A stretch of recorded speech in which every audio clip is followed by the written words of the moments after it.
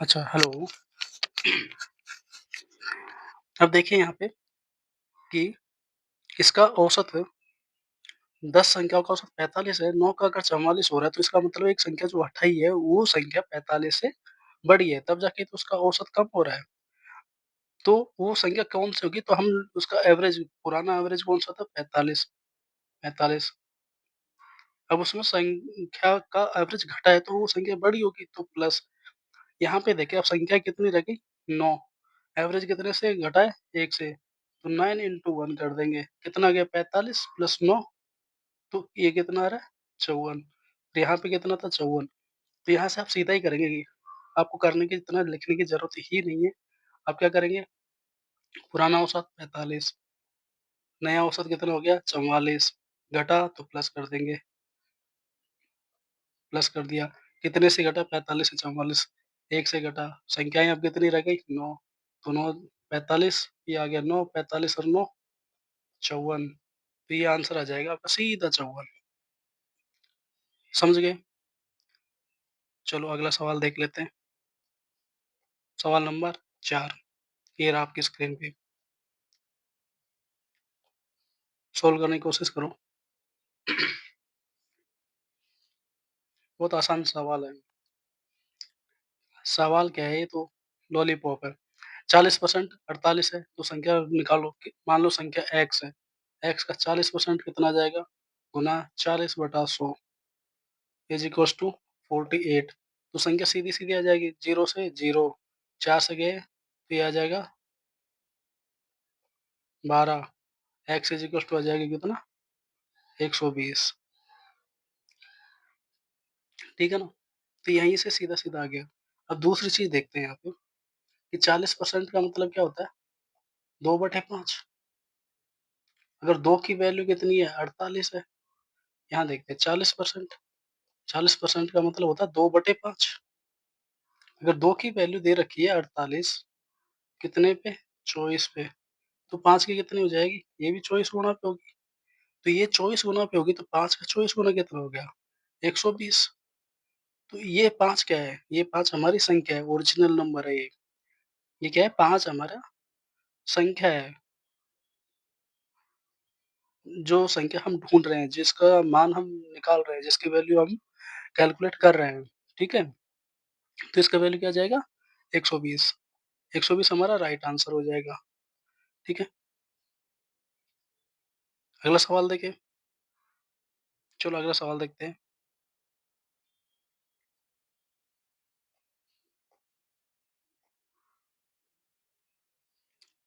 सवाल नंबर 5 आपके स्क्रीन पे।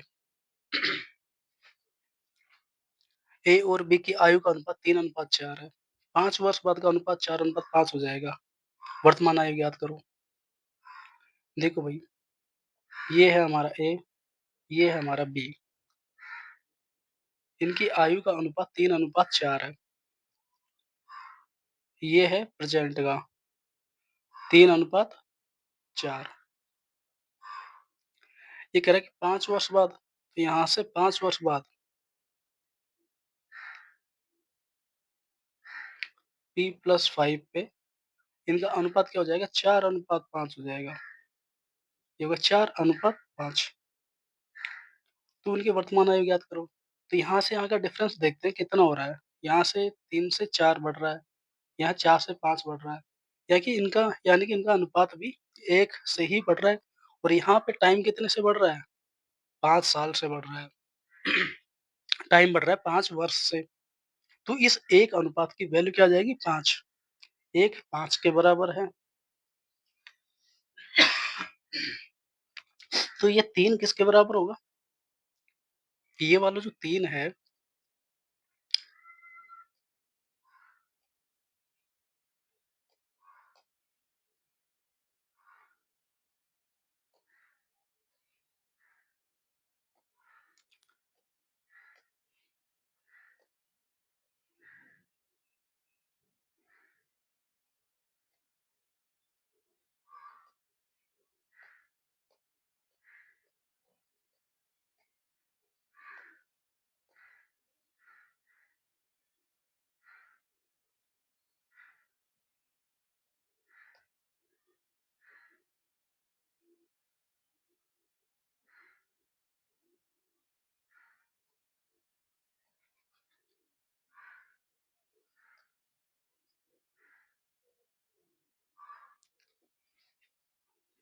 चलो ठीक है।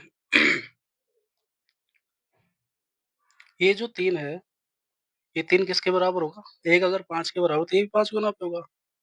तो ये कितना आ जाएगा गुणा 5, ये आ जाएगा 15। तो ये 4 कितने पे होगा? ये भी 5 गुना पे होगा। तो ये आ जाएगा 20। ठीक है।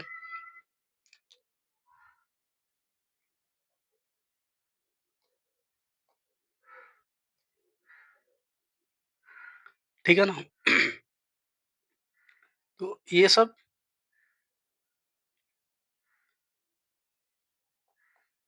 प्रेज़ेंट वैल्यू क्या आ जाएगी 15 और 20। ये थोड़ा-सा कुछ टेक्निकल प्रॉब्लम हो रहा था। तो सही आंसर आ जाएगा आपका 15 और 20।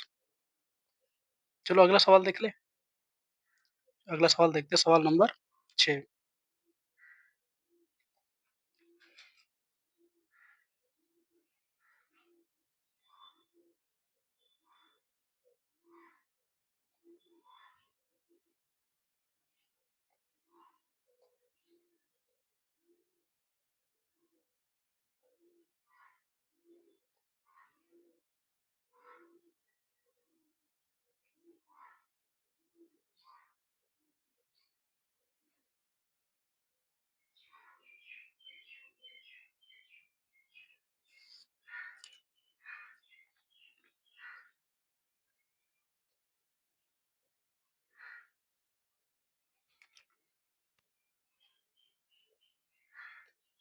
सवाल नंबर 6।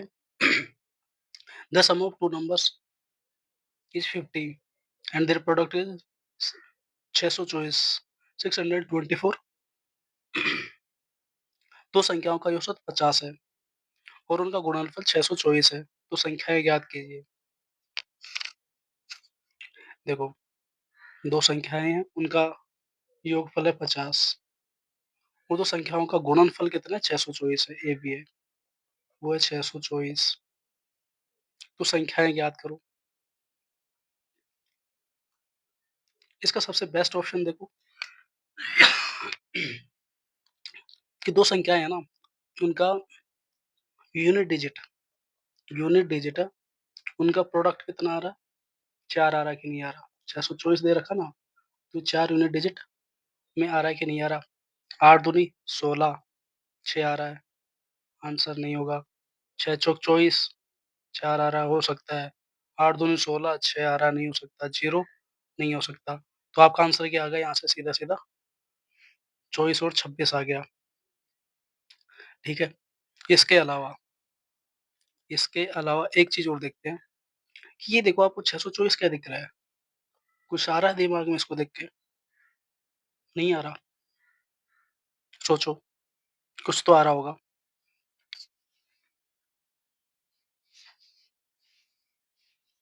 624 को देख के कुछ ना कुछ तो दिमाग में आ ही रहा होगा।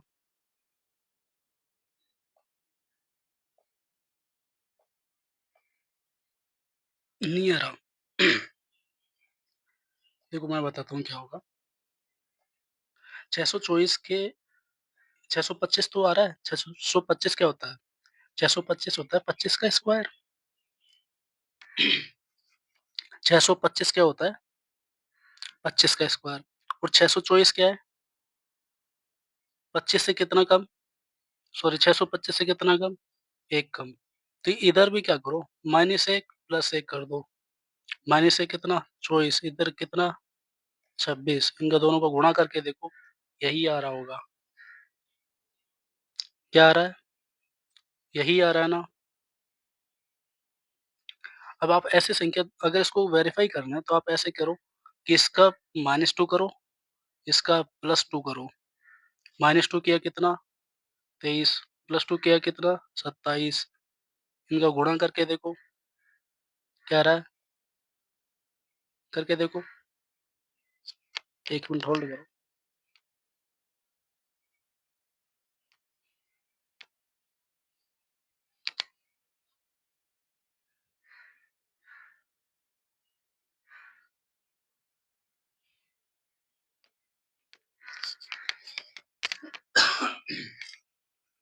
ठीक है, किया? यहाँ पे ये 1 सीधा ही क्यों लिया है? 1 नहीं है ये, 1 का स्क्वायर होना चाहिए, है ना? देखो कितना आ रहा होगा? 1 29 7 21 1 621 आएगा ना, 621। अब 621 में और इसका डिफरेंस कितने का आ रहा है? 2 के स्क्वायर का आ रहा है। यहाँ पे आ रहा है वो 1 का स्क्वायर, फिर 3 तो 3 का स्क्वायर, तो इसका 3 का देख लो, 3 का स्क्वायर मतलब 9, 9 कम होने चाहिए इसमें से ना, 9 कम होंगे तो ये आ जाएगा 616। ठीक है? देखते हैं कितना आ रहा है, 25 में से 3 कम किए तो आ जाएगा 22, प्लस 3 कर दिए तो आ जाएगा 28, इनका मल्टीप्लाई करके देखो कितना आएगा।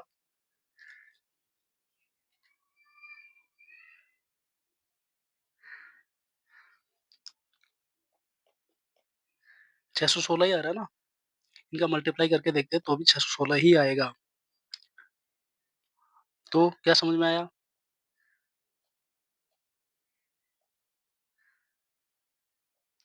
क्या समझ में आया? समझ में ये आया कि 625 से 1 कम 624, 1 मतलब 1 का स्क्वायर कम है। तो सीधा-सीधा ऐसे देख लो ना, इसका 25 का स्क्वायर माइनस 1 का स्क्वायर, यही हुआ ना, 625 माइनस 1 है, 25 का स्क्वायर माइनस माइनस 1 का स्क्वायर तो कितना आ गया 624। यहाँ से देखेंगे तो कैसे निकालोगे? 25 माइनस 1 24, 25 प्लस 1 26, ऐसे 25 का स्क्वायर माइनस 2 का स्क्वायर किया था तो यहाँ पे कितना आया था, 4 कम आया था, 621 आएगा। ठीक है ना? 625 में से 4 कम कर दिए तो 621 आया था, तो यहाँ पे कैसे पता चला? तो यहाँ से पता ऐसे चला कि 25 a minus b into a plus b से। a माइनस b कितना, 25 माइनस 2 23, 25 प्लस 2 27, तो ये आ गया 621। ठीक है? तो इसमें आंसर ऐसे हो जाएगा। अगला सवाल देखते हैं। अगला सवाल है सवाल नंबर 7 आपके स्क्रीन पर, आपके सामने। What is the simple interest on 5,000 at 12% per annum for 3 years? Simple interest निकालना है एसआई 5,000 रुपए पर 12% पर एनम से 3 साल के लिए। तो एसआई क्या होता है? एसआई होता है पी अपॉन 100। ठीक है? तो पी अपॉन 100, 2 जीरो से 2 जीरो। ठीक है?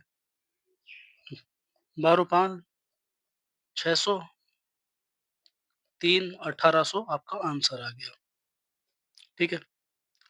ये आपका आंसर हो गया। लेकिन हम यहाँ पे क्या करेंगे, हम क्या करेंगे, क्युमुलेटिव निकाल लेंगे इंटरेस्ट रेट।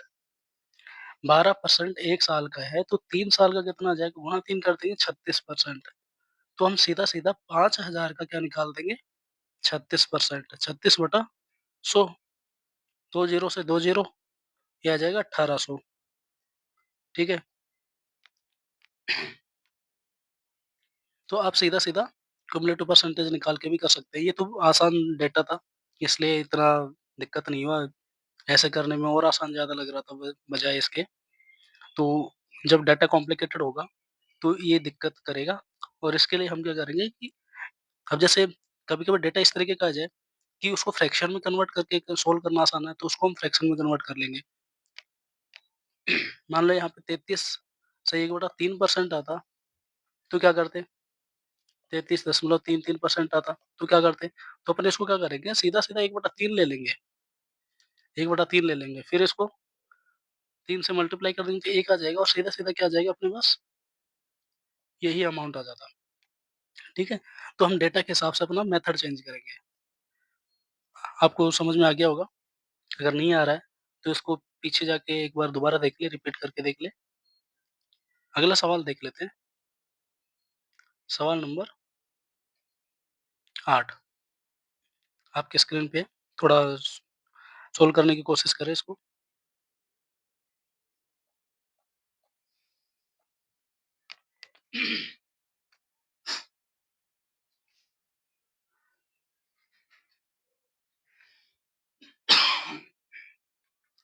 सवाल नंबर 8 क्या कह रहा है कि the perimeter of A square is 64 centimetre, find its area.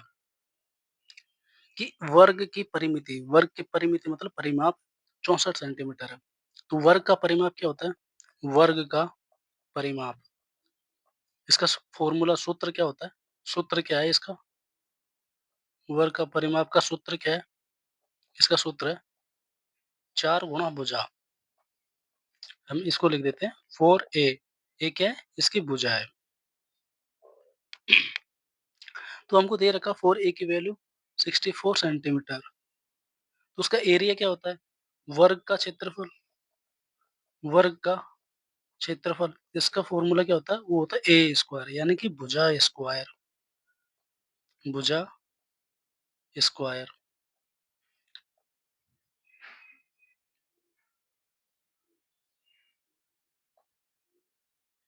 अरे यार!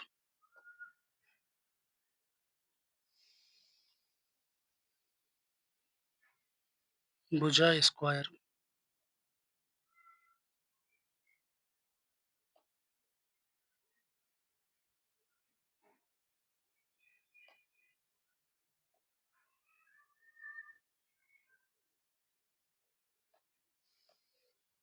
ठीक है?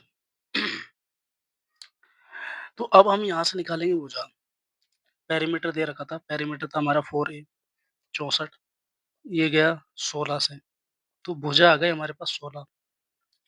जब भुजा 16 आ गई तो क्षेत्रफल कितना आ जाएगा? भुजा का स्क्वायर, भुजा कितनी थी? 16, 16 का स्क्वायर, 16 का स्क्वायर कितना होता है? 256। तो 256 कितना आ रहा है? 256 आपका राइट आंसर हो जाएगा। ठीक है? ये लिखना की आदत नहीं होनी चाहिए।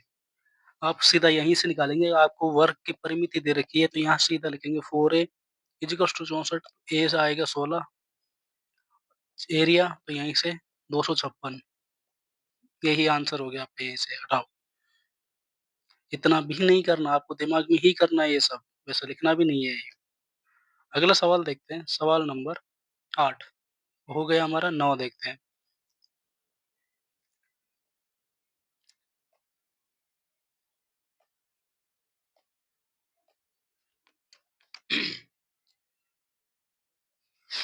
यदि एक ट्रेन 60 किलोमीटर प्रति घंटे की गति से चलती है और 2.5 ओवर ढाई घंटे में दूरी तय करती है, तो दूरी याद कीजिए।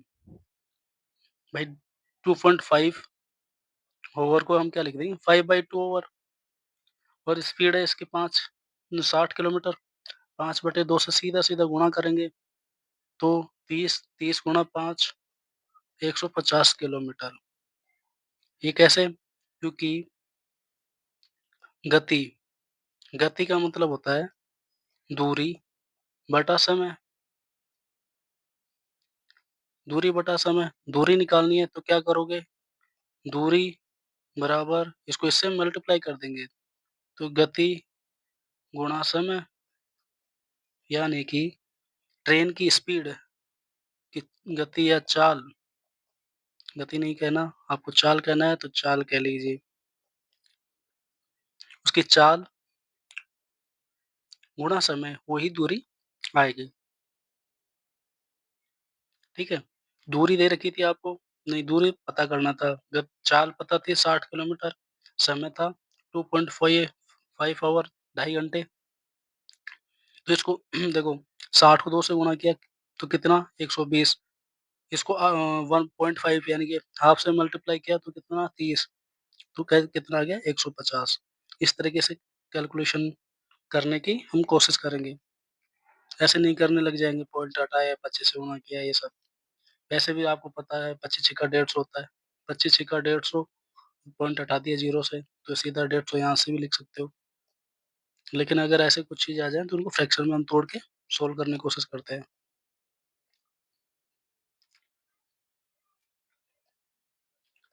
सवाल नंबर 10 कि the LCM of 24 and 36 is, ये बहुत ही बेसिक सवाल हैं, बहुत लल्लू-लल्लू। 24 और 36, इनका एलसीएम निकालना है। एलसीएम कौन-सी? देखो 2 संख्या, 2 चीज़ होती है, एक तो एलसीएम होती है और एक होता है एचसीएफ होता है। इन दोनों में डिफरेंस क्या होता है या होते क्या है? ये बताइए। कि मान लो ये 2 संख्याएँ हैं, इनका एलसीएम और एचसीएफ में क्या अंतर है? देखो एलसीएम तो वो संख्या होगी, वो बड़ी से बड़ी संख्या होगी जिनका भाग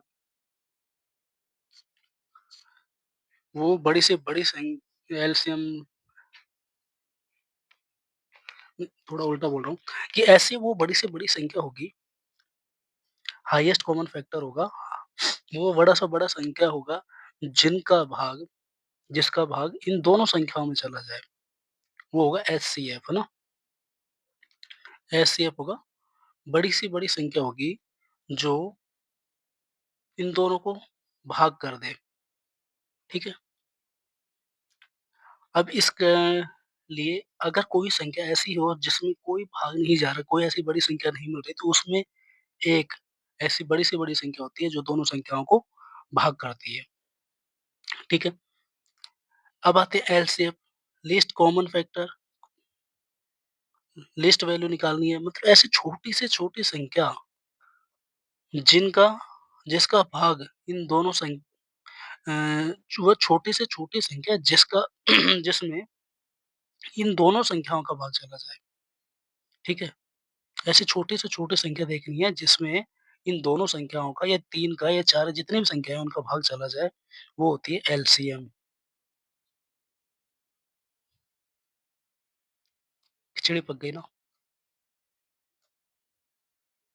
देखो सवाल से समझते हैं कि 24 और 36 इसका एलसीएम निकालना है कि हमको वो छोटी से छोटी संख्या निकालनी है जिसमें इन दोनों संख्याओं का भाग जाता हो पूरा-पूरा।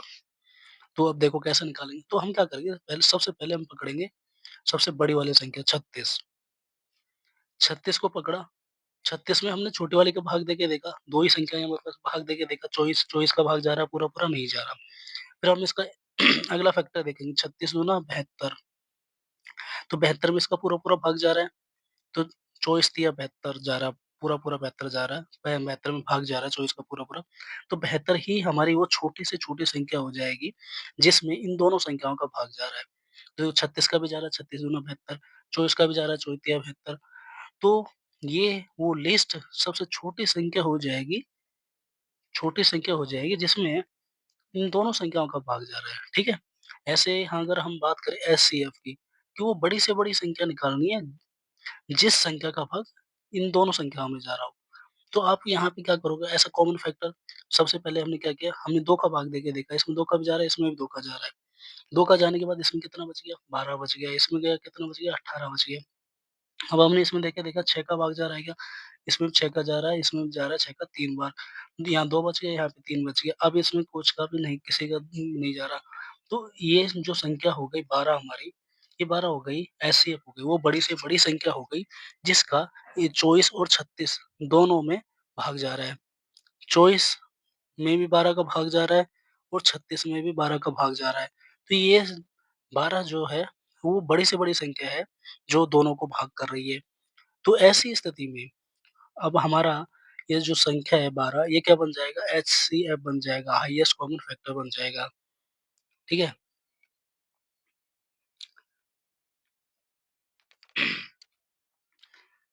इसको हिंदी में बोलते हैं महत्तम समापवर्त, इसको बोलते हैं लघुत्तम समापवर्त, ठीक है? चलो अगला सवाल देखते हैं, ये सब हटा दिए, अगला सवाल है क्या? अभी सवाल है, हाँ, 11 नंबर है अभी।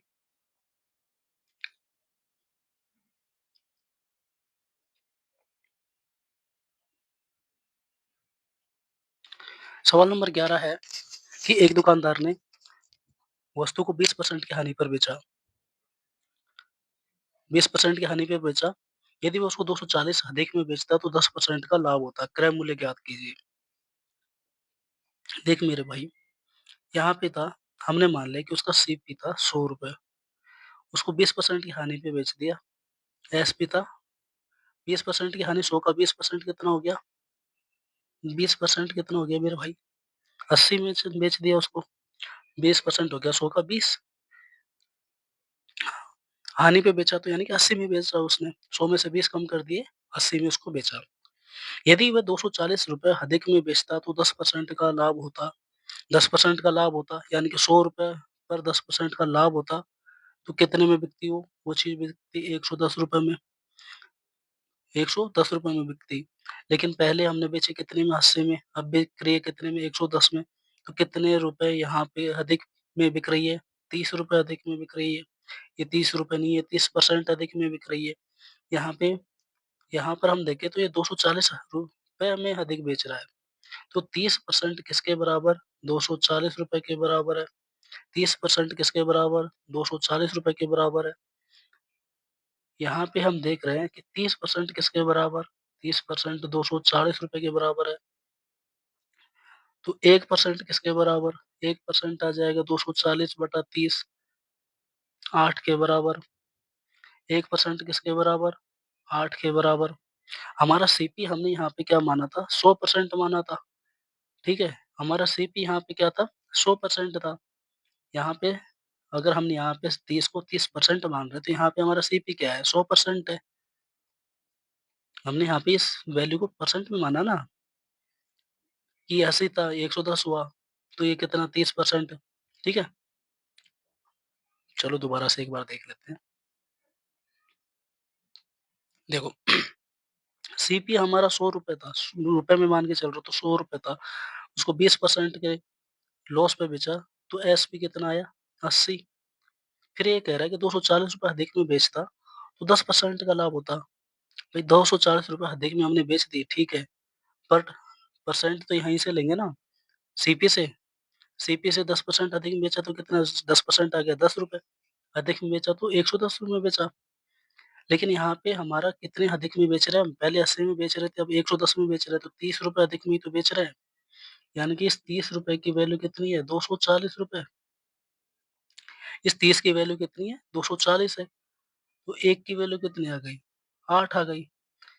तो हमारा सीपी कितना है? सीपी तो हमारा 100 है ना, तो 100 की वैल्यू कितनी आ जाएगी? 8 गुना 100, तो सीपी हमारा आ जाएगा कितना? ₹800। तो सीपी हमारा क्या है? ₹800। ये हमारा आंसर हो जाएगा सीपी 800। यदि आपने अभी तक हमारे यूट्यूब चैनल को सब्सक्राइब नहीं किया है तो please subscribe the YouTube channel. इससे हमको क्या है ना मोटिवेशन मिलता है, ताकि हम आपके लिए और मेहनत करें और अच्छे कंटेंट का कंटेंट ढूँढे, कंटेंट बनाएँ, वीडियोज़ बनाएँ, ठीक है? तो प्लीज़ आपसे और कुछ ज़्यादा माँगा नहीं जा रहा, आप सिर्फ़ एक सब्सक्राइब और एक लाइक करके जाएँ वीडियो को। Thank you. अगला सवाल,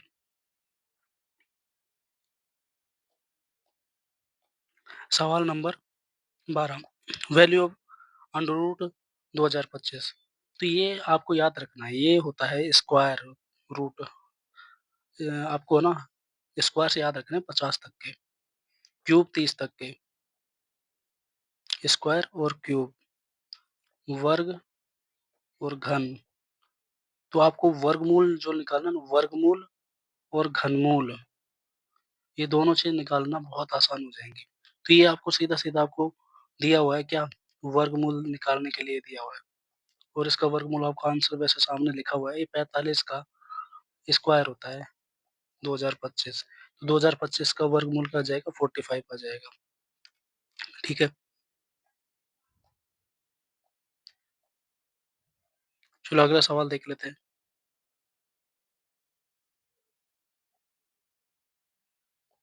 सवाल नंबर 11,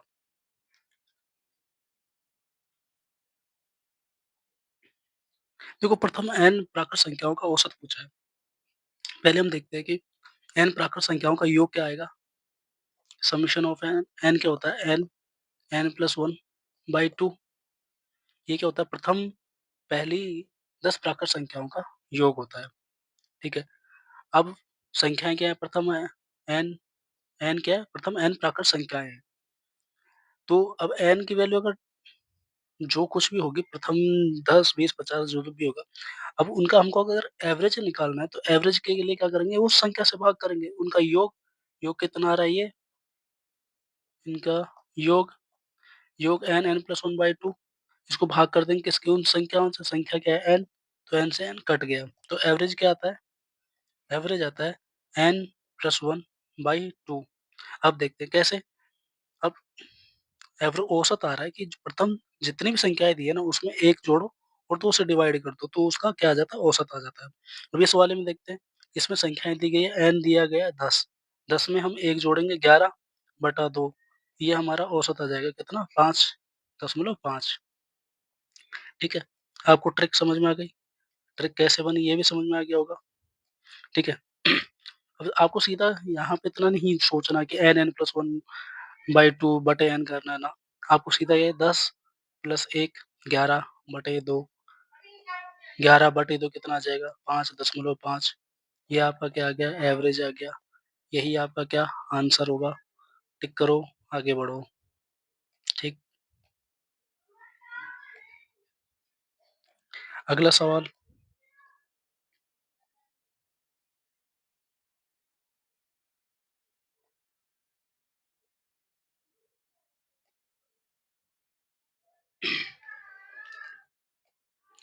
अगला सवाल है आपकी स्क्रीन के सामने, यदि 15 व्यक्ति 12 दिन में दीवार बनाते हैं, तो 20 व्यक्ति वही दीवार को कितने, ऐसा सवाल हम शायद पीछे करके आए हैं, ठीक है? तो आप क्या करोगे, आप यहीं पे करना है, आपको उधर जाके नहीं करना सीधा-सीधा। तो आप यहाँ पे क्या करोगे कि ये 15 और 20 है, इसको डिवाइड कर देंगे। तो 20 से कितनी बार गया? 20 से 4 बार गया, 5 से काट रहे हैं हम, 20 को 5 से काटा 4 बार गया, 5 से काटा 3 बार गया, फिर 4 से 3 बार गया, 3 गुणा 3 9 दिन, 9 आंसर आ गया, ठीक है? आ गया ना समझ में कैसे किया? नहीं आया समझ में? तो देख लो कि 15 व्यक्ति थे, 12 दिन में बना रहे थे। दूसरे केस में बोल रहा है कि 20 व्यक्ति उसको कितने दिन में बना देंगे, तो 20 व्यक्ति दिन ऑटोमेटिक आ जाएँगे। ये काटा-पीटी किया था, 5 से 3 बार, 5 से 4 बार, 4 से 3 बार, तो ये आ गया 9, ठीक है? अगला सवाल देखते हैं।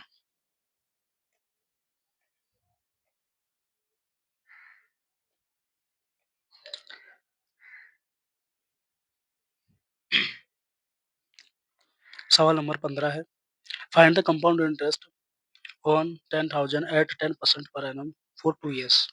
10,000 रुपए पर 10% वार्षिक की दर से 2 वर्ष का चक्रवृद्धि ब्याज निकालना है।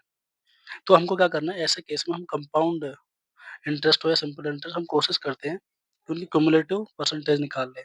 10 साल की 2 वर्ष के लिए क्युमुलेटिव परसेंटेज होती है 21%। कैसे आती है? मान लो कि 100%, उसमें पहले साल 10% की दर से ब्याज लिया ₹10, दूसरे साल 10% की दर से ब्याज लेंगे तो ये ₹100 पे लिए तो ₹10 आए।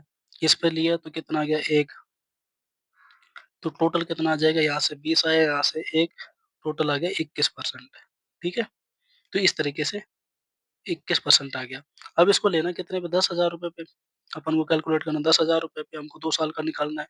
तो 21% हमारे पास आ गया, 21/100, 2 ज़ीरो से ये 2 ज़ीरो जाएँगे, ₹2100 आपका क्या आ जाएगा, आंसर आ जाएगा। ₹2100 आपका उत्तर हो गया सही, ठीक है? अब 10% का तो बहुत आसान होता है, लेकिन आपको ना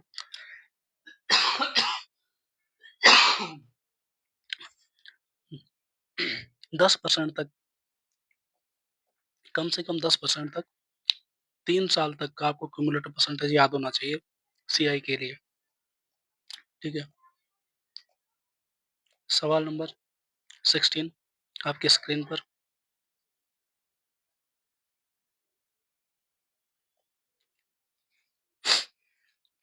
देखो ये इसने अब एचसीएफ का क्वेश्चन दे दिया। पहले दिया था एलसीएम का, अब दे दिया एचसीएफ का।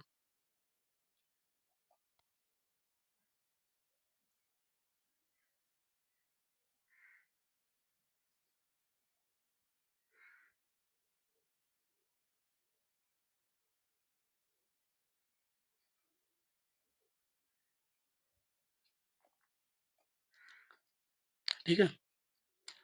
एचसीएफ निकालना है 72 और 120 का। हमने एचसीएफ के लिए क्या कंडीशन ली थी? हम इसका क्या करेंगे, फैक्टर निकाल लेंगे। इनका भी फैक्टर निकाल लेंगे, इसका भी फैक्टर निकाल लेंगे, कॉमन फैक्टर निकालेंगे। देखो, ऐसा कोई फैक्टर होगा देखो जो इन दोनों में कॉमन हो। देखो चॉइस दिया 72 और चॉइस पंजों 72, वैसे तो आंसर सीधा लिखा ही है। तो चॉइस आपका दोनों में कॉमन आ रहा है, तो ये हाईएस्ट कॉमन फैक्टर हो जाएगा जो दोनों संख्याओं को भाग करता होगा। अगर ऐसे नहीं निकालना तो आप क्या करो 72 का फैक्टर्स निकाल लो और 120 का निकाल लो। आप 2 से करो 36, 36 का फिर 2 से किया तो कितना 18, 18 को फिर 2 से करेंगे तो 9, 9 का कितना आ जाएगा 3 गुणा 3। ऐसे इसको करोगे 2 से किया 60, 2 से किया 30, 2 से किया 15, 3 से किया 5 ये आ जाएगा। देखो तीनों के तीनों 2 ये आ गया 8, 3 ये इधर 3 बच गए, 5 बच गए, इनको छोड़ देंगे। अब देखो ये आपका इस तरीके से निकाला, ये आ गया आपका एचसीएफ। लेकिन एलसीएम में क्या होता है कि इस 3 से और 5 से भी गुणा करना पड़ता है। जो कॉमन था वो तो ले ही लिया। अगर हम एलसीएम की बात करें तो उसमें 8 गुणा 3 तो हम लेते ही, उसके अलावा हम क्या करते हैं इस 3 को और इस 5 को भी ले लेते हैं। ठीक है? तो ये एलसीएम आ जाता है। इसमें डिफरेंस किस चीज़ का? इस चीज़ का।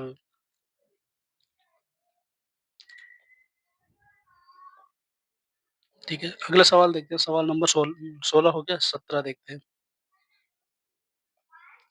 17 आपकी स्क्रीन पर।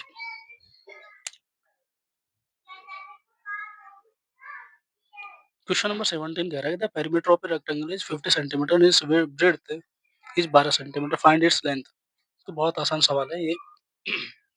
आपको सिर्फ फॉर्मूला टेस्ट करवा रहा है और कुछ नहीं करवा रहा कि एक आयत है, आयत की परिमिति यानी परिमाप क्या होता है? आयत का परिमाप, आयत का परिमाप,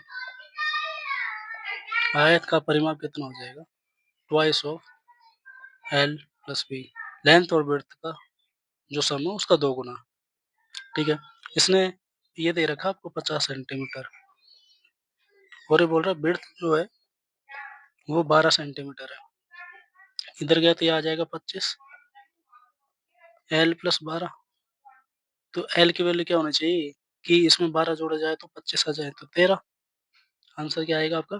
13। आ गया समझ में? आगे बढ़े? चलो आगे चलते हैं। सवाल नंबर 18।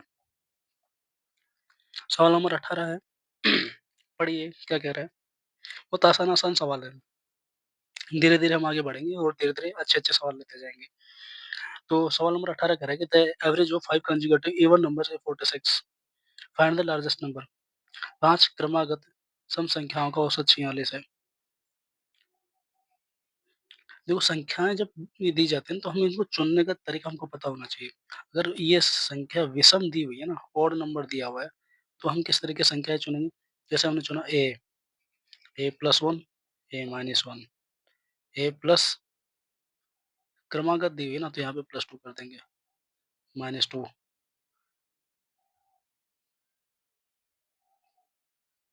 ठीक है? 3, 2 जोड़ देंगे इसमें तो ये आ जाएगा 4, माइनस 4 तो 5 हो गई। देखो 5 हो गई क्या? 1, 2, 3, 4, 5, 1, 2, 3, 4, 5 हो गई। इनका बोला इसने क्रमागत सम संख्याओं का औसत कितना है? 46। हम तो इनका पहले सम निकालते हैं। पांचों संख्याओं का सम क्या आ रहा है? तो देखो -2 से +2, -4 से +4। तो 1, 2, 3, 4, 5, 5 ए ये क्या आ गया? सम आ गया। और हमारे पास संख्याएं कितनी? 5 है। तो इस 5 से ये 5 कट गया। 5 से हमने भाग दे दिया तो औसत आ गया। देखो देखो सम आ गया आपके पास 5 है। सम डिवाइडेड बाय नंबर्स। ठीक है? ये होता है एवरेज, औसत। ये क्या होता है? औसत होता है। औसत क्या है? योग बटा संख्या। संख्याएँ जितनी भी संख्याएँ हैं उनकी उनका नंबर। तो संख्याएँ हमारे पास 5 है, 5 से हमने भाग करना है, जो योग है, योग कितना है? 5 है। तो ये 5 से 5 गया, तो औसत बच गया ए। ये बच गया हमारे पास क्या? औसत। जब औसत हमारा ए है और उसकी वैल्यू दी हुई है कितनी? 46। तो यानी कि औसत की वैल्यू कितनी है? 46 है। अब पूछ रहा है सबसे बड़ी संख्या क्या होगी? तो यहाँ पे देखो आप ए की वैल्यू आपको निकल गई, सबसे बड़ी संख्या क्या होगी? a-4 होगी या a+4 होगी? ऑब्वियस सी है, a+4 आपकी सबसे बड़ी संख्या होगी। तो a+4 क्या हो जाएगा? a की वैल्यू आपको 46 दी हुई है, 4 उसमें ऐड करेंगे तो आपके पास संख्या क्या आ जाएगी? 50। आपका आंसर क्या आ गया? 50। ठीक है?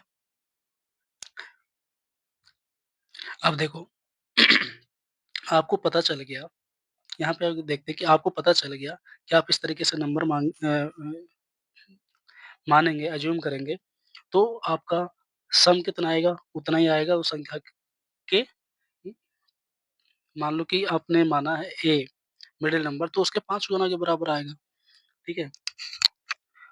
और आपका औसत क्या निकल के आएगा? औसत वही क्या निकल के आ जाएगी, जैसे आपने ए से शुरू किया तो आपका औसत आ जाएगा ए, ठीक है?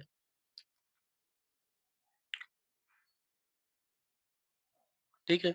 और उसमें अगर सबसे बड़ी संख्या आपको ढूँढनी है, तो क्या हो जाएगी? a + 4 सबसे छोटी ढूँढनी है तो a - 4 ठीक है? अब यहाँ से हम देखते हैं कि औसत क्या था a और औसत की वैल्यू यहाँ पे दी हुई है 46 तो a ही क्या हो गया? 46 हो गया, ठीक है? यानी कि ये ही नंबर आपका सीधा-सीधा आपको ये मिल गया और उसमें दूसरी चीज़ जो मेन चीज़ बतानी थी, वो ये थी कि अब आप देखो आपको सबसे बड़ी संख्या ढूँढनी है या सबसे छोटी के लिए पूछ लेगा। तो सबसे बड़ी संख्या में देखो ये 5 था, आपको यहाँ पे कितना जोड़ना पड़ रहा है? 4 अगर सबसे छोटी पूछ रहा है तो यहाँ पे कितना घटाना पड़ रहा है? 4 तो यानी कि अगर आपसे सबसे बड़ी पूछे या सबसे छोटी पूछे, ये संख्या जो दी हुई है, इसमें से एक माइनस करेंगे और उसको या तो जोड़ देंगे या घटा देंगे, ठीक है? तो आपको रेस्पेक्टिवली या तो बड़ी या छोटी जो भी चाहिए वो मिल जाएगी संख्या, ठीक है? छोटी संख्या मिल जाएगी या बड़ी संख्या जो भी पूछा है ना वो आपको मिल जाएगा। तो अभी इसमें हम एक बार करके देखते हैं उससे। देखो आपको दिया हुआ था कॉन्जिक्यूटिव नंबर्स उनका औसत दिया हुआ था 46 तो आप ये मान के चलो कि ये ही ए है। ए ही कितना है 46 है और क्रमांक संख्याएँ आपको दी हुई है 5 तो सबसे बड़ी संख्या पूछिए या तो क्या पूछ सकता है? सबसे बड़ी पूछेगा या तो सबसे बड़ी पूछेगा या सबसे छोटी पूछेगा।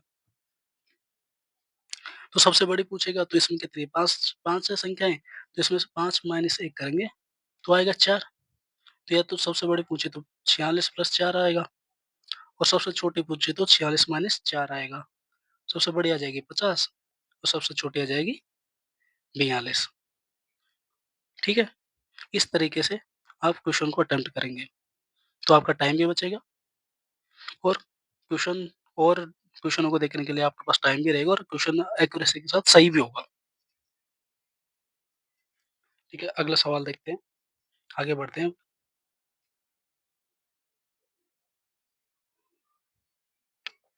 सवाल नंबर 19 आपकी स्क्रीन के सामने आपकी स्क्रीन पर सवाल को पढ़िए और उसको सोल्व करने की कोशिश करिए। सवाल नंबर 19 कह रहा है, "a sum of rupees 1200 becomes rupees 1440 rupees in 2 years at simple interest. Find the rate of interest." इन 1200 रुपए 1440 बन गए 2 साल के अंदर, तो ब्याज की दर ज्ञात करो। मेरे भाई इसमें सबसे पहले ना ब्याज निकाल लेंगे। 1200 से 1440 बने, तो ब्याज कितना बना? 240 कितने साल में? 2 साल में। 2 साल में 240 बना तो 1 साल में कितना बना? 120 रुपए और 120 रुपए किसके ऊपर बढ़ा है? 1200 रुपए के ऊपर बढ़ा है।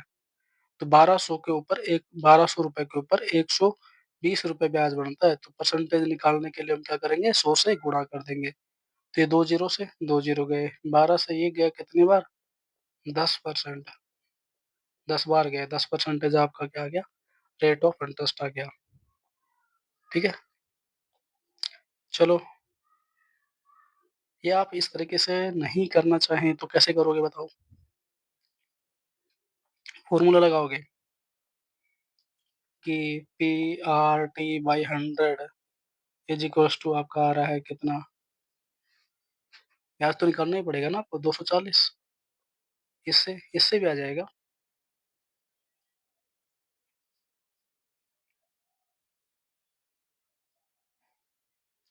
इससे भी आ जाएगा।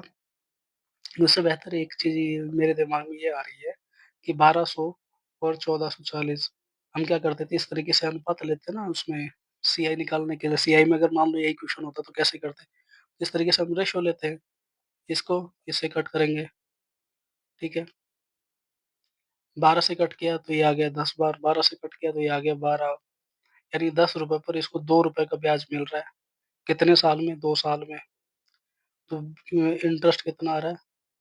इंटरेस्ट इंटरेस्ट 2 साल का कितना आ रहा है? ₹2, ठीक है? ₹2 आ रहा है ना? इंटरेस्ट मेरे भाई इसमें आ रहा है, इसको ₹2 मिल रहा है 2 साल के अंदर। तो 1 साल के अंदर इसका इंटरेस्ट कितना हो जाएगा? ₹2 2 साल का है तो 1 साल का ₹1 होगा, क्योंकि ये सीआई तो है नहीं, एसआई है। एसआई में क्या होगा? इंटरेस्ट मिल रहा है इसको ₹2, ये है इंटरेस्ट, और वो भी 2 साल का। तो 1 साल का इंटरेस्ट कितना हो जाएगा? इंटरेस्ट 1 साल का हो जाएगा ₹1, ठीक है? ₹1 उसको इंटरेस्ट मिल रहा है ₹10 के ऊपर। तो 1/10 गुणा 100, 1/10 वैसे फ्रैक्शन में अभी निकल रहा है, तो कितने किसकी वैल्यू होती है? वो 10% की वैल्यू होती है। वहाँ से सीधा-सीधा आ जाएगा। आपको इतना करना ही नहीं है, आपको इतना सोचना ही नहीं है। आपको तो यहाँ से निकालना था, अगर ये रेशियो निकल गया आपका कि 1200 से 1440 का रेशियो आ रहा है, यहाँ से 12 से कट किया तो 12 से 10 बार, 12 से ये 12 बार। तो यहाँ से ₹10 का ₹12 हो रहा है, ₹2 इंटरेस्ट कितने साल में? 2 साल में, 1 साल में कितना? ₹1, 1/10, 1/10 वैल्यू किसकी? 10% की। तो आपको सीधा आगे बढ़ना था। टिक करो, आगे बढ़ो। क्योंकि जितना टाइम आप बचा लोगे, उतना टाइम आप दूसरे क्वेश्चन को दे लोगे, उतने ही ज़्यादा नंबर लाने की पॉसिबिलिटी रहेगी। अब यहाँ पे देखते हैं कि 2 कारों की गति का अनुपात दे रखा है, 4:5 है। यदि दूसरी कार 4 घंटे में 200 किलोमीटर चलती है, भाई 4 घंटे में 200 किलोमीटर चलती है, यानी कि स्पीड बता दी ना इसकी, कितनी आ गई? बताओ, 50 किलोमीटर प्रति घंटा। तो पहली कार 4 घंटे में कितनी दूरी तय करेगी? अरे मेरे भाई, कितनी भी दूरी तय कर लेगी, हमको तो स्पीड पता करनी है।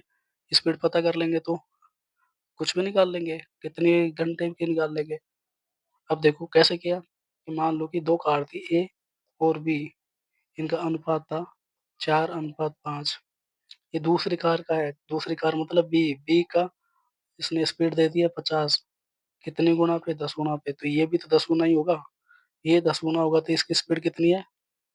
कितनी आ रही है? 4 गुणा 10, 40, 40 किलोमीटर प्रति घंटे। अब ये पूछ रहा है कि 4 घंटे में, भाई 4 से गुणा कर देंगे, 40 गुना 4 तो 160 किलोमीटर प्रति घंटा। ये क्या आ जाएगी? इसकी स्पीड आ जाएगी। कौन से वाले की? पहली वाले की, ए की। ए की स्पीड आ गई कितनी? 160 किलोमीटर प्रति घंटा। आपका आंसर हो गया 160 किलोमीटर प्रति घंटा। ये आपका सही आंसर हो गया। आपको यहाँ तक इतना लिखना ही भी नहीं है। क्यों नहीं लिखना है? देखो, आपको यहाँ पे सीधा-सीधा पता चल गया कि 50 किलोमीटर प्रति घंटा की इसकी रफ़्तार है। कौन-सी वाली कार की? दूसरे की। तो दूसरे का अनुपात यहाँ से देखो कितने कार है? 5, 5 की वैल्यू कितने गुना पे? 10 गुना 5, 4:5 में है ना, तो 5 का वैल्यू दे रखा है 50, कितने गुना पे है? 10 गुना पे। तो 4 का वैल्यू भी कितने गुना पे होगा? 10 गुना पे। तो 4 का कितना हो जाएगा? 40। तो वही पहले वाली ट्रेन की स्पीड आ गई 40 किलोमीटर प्रति घंटा। अब 4 घंटे की चाहिए, तो आपका आंसर यहीं पे आ जाएगा 160। ये बहुत आसान-आसान सवाल है, इतना सारा लिखने की इसमें ज़रूरत ही नहीं है। सवाल नंबर आपका है 21, कि 25% of x is equal to 30 है, तो x की वैल्यू, वो अभी पीछे सवाल था कि किसी संख्या का 40% कुछ है, तो वो संख्या क्या होगी? वैसा ही सवाल है कि x का 25%, तो हम इसको फ्रैक्शन में कन्वर्ट कर दें, 25% को, तो कितना होता है? 1/4। तो x का 1/4 यानी x/4 30 है, तो x कितना आ जाएगा? x बराबर 30, ये 4 इधर जाके गुणा हो जाएगा इससे, 30 से गुणा हो गया 4, तो कितना आ जाएगा? x बराबर 30 गुणा 4 120, तो x की वैल्यू आ जाएगी कितनी? 120। 120 आपका सही उत्तर, ठीक है? आ गया समझ में?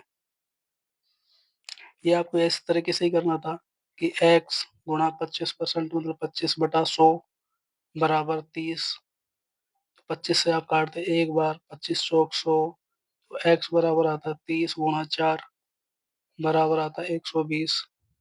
ठीक है? इससे भी वही आएगा, आंसर तो वही आएगा, आप कैसे भी कर लो इसको। ठीक है? आगे बढ़े, आगे बढ़ते हैं। सवाल नंबर 22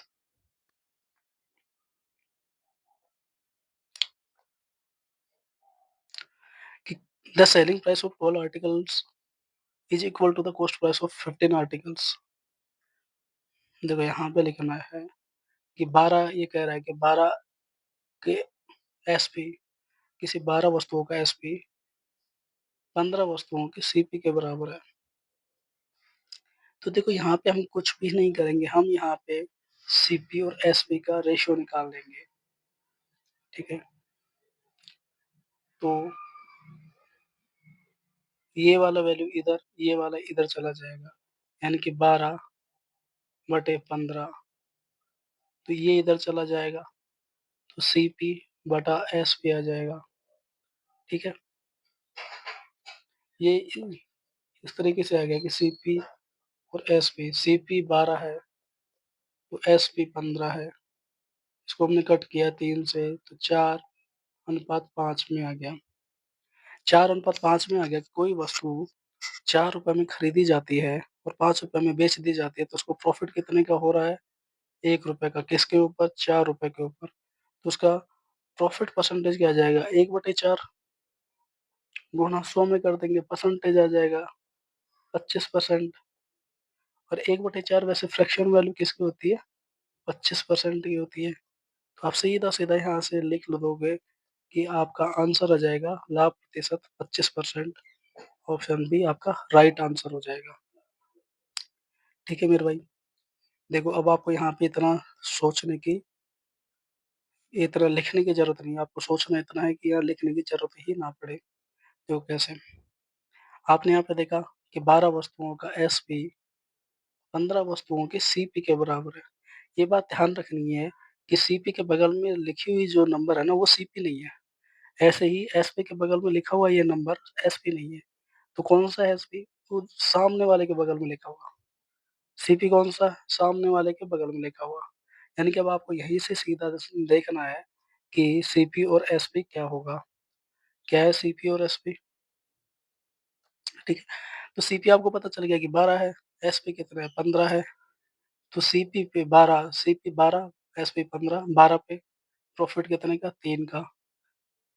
12 से 15 में बेचा ना, एसपी 15 आ रहा है, सीपी 12 है, एसपी 15 है, तो एसपी ज़्यादा आ रहा है, ज़्यादा आ रहा है यानी प्रॉफिट हो रहा है। तो प्रॉफिट कितने का हो रहा है? 12 से 15 में बेच रहा है, 3 का प्रॉफिट हो रहा है, ₹12 पे। इनको सोल्व करेंगे, 3 से काटेंगे तो 1/4 आएगा और 1/4 का मतलब होता है 25%। तो ये आपका क्या हो जाएगा? आंसर हो जाएगा 25% आपका राइट आंसर, ऑप्शन बी। ठीक है? अगला सवाल देखते हैं। सवाल नंबर 23, 23, 23 सवाल नंबर करेगा the difference between the square of two conjugative integers is 61, find the integers. ये कह रहा है कि दो क्रमागत पूर्णांकों के वर्गों का अंतर 61 है, तो पूर्णांक याद कीजिए। देखो, मान लें कि कोई दो पूर्णांक है ए और बी, कंजुगेटिव है। ठीक है? तो कंजुगेटिव का मतलब हो जाएगा, ये आप बी मत लो, इसको ले लो, आप इसको ले लो a+1। ठीक है? इनके वर्गों का अंतर मतलब ए स्क्वायर माइनस a+1 का स्क्वायर, ये है 61 दे रखा है। तो इसको देखो सोल्व करने का तरीका क्या हो जाएगा? ये तो यही होगा ना कि ए स्क्वायर माइनस बी स्क्वायर। कैसे सोल्व करेंगे? ए माइनस बी इंटू ए प्लस बी, ए माइनस बी इंटू ए प्लस बी। तो ए माइनस बी कितना आ रहा है? ए माइनस, इन बड़े वाले में से कर लेते हैं ना अपन, बड़े वाले में से कर लेंगे। तो इसको हटाओ, a+1 माइनस ए और a+1 प्लस ए, ठीक? तो ए से तो ए गया, यहाँ पे आ जाएगा क्या? तो 1 आ जाएगा, यहाँ आ जाएगा 2a+1, यही आया ना?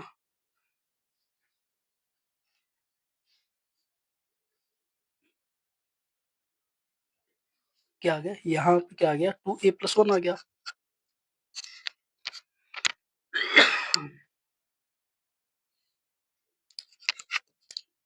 कुल मिला के क्या कहना चाह रहा हूँ मैं, कि आपने जो छोटा वाला इंटीजर माना है ना, उसका 2 गुना +1, वो ही उनका क्या आएगा? डिफरेंस आएगा, वर्गों का डिफरेंस आएगा। अब आपको वो पूर्ण ढूँढना है तो क्या करोगे? उल्टा करोगे कि उसमें से जो आपको वर्गों का जो अंतर दिया हुआ है, उसमें से -1 करोगे, फिर बाई 2 कर दोगे। जैसे ये था 61, इसमें से -1 करेंगे, तो कितना आ गया? 60/2 कर देंगे, तो कितना आ गया? 30। तो वो पूर्णांक क्या-क्या हो जाएँगे आपके? 30 और उससे a+1, 31। कहीं पे दिख रहे हैं आपको? तो ये आ गया आपके आंसर। दिख गया ना आपका आंसर? कितना आसानी से निकाल लिया। ठीक है, अगला सवाल देखते हैं अपन, आगे बढ़ते हैं। सवाल नंबर 24।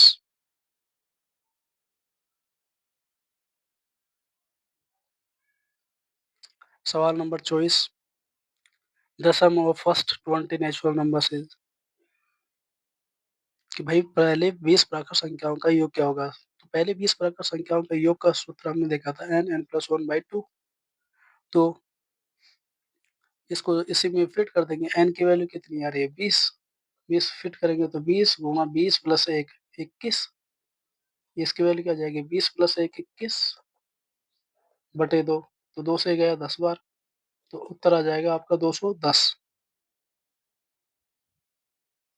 ठीक है? राइट आंसर आपका क्या हो जाएगा? 210, ऑप्शन सी। चलो ठीक है, अगला सवाल देखते हैं और शायद ये लास्ट सवाल होगा। ठीक है, ये लास्ट सवाल आपका, अटेम्प्ट करो इसको। आसान सवाल है, कोई ज़्यादा टफ नहीं है। टफ ज़्यादा क्या, बिल्कुल ही टफ नहीं है। अटेम्प्ट करो।